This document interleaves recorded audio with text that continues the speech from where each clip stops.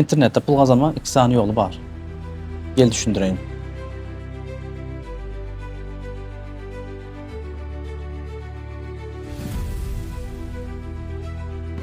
Video geçmeyke bana goldur için подписаться et, like bas, komentar yaz ve paylaşmayı yadından çıkarma. Onda başladık. Birinci muht yolları var. İkinci de azıcık bir pul gerek. Pul yatırıp son başlap olan yolları var.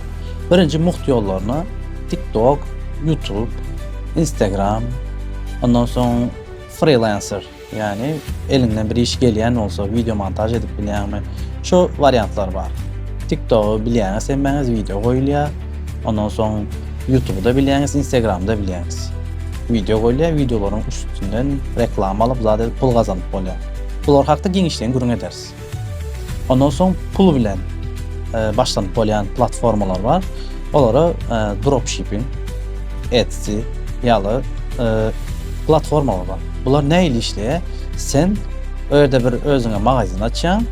Magazinden misal için elektron varyantta bir tavarı çıkarayan, tavarı sat yani.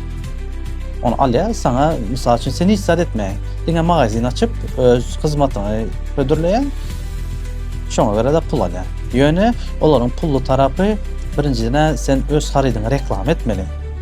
Reklam etmek için mesela pul gerek olur ya da misal için reklam edebilmek için sana belki platform ayan kaydanlarından YouTube, TikTok, Instagram platformlarından köp patpisçin olsa ya şuna layık alıcı tapmalı da sen. İkinci dönem onlarda işte account açmak, yani magazin açmak pullu. Belli bir giriş pulun töle. Yerinde kart arkalı pul töle. Ya olmasa da online kurslar var. Online kurs satıp pul kazanıp oluyor. Yani onda da online kursta da yine reklama taraf var. Sonra her online kursta zat var.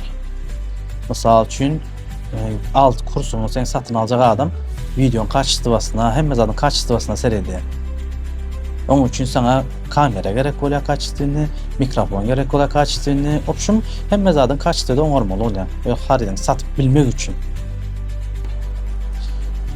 Biz bu kanalda esası muht tarafından gideriz. TikTok, Instagram, YouTube tarafından cıkmacık neyle ederiz. Lor hakta gurur ederiz. Size de kızıklı olsa bizi goldamayı alttan çıkarma. İndiki videolarda görüşeceğiz.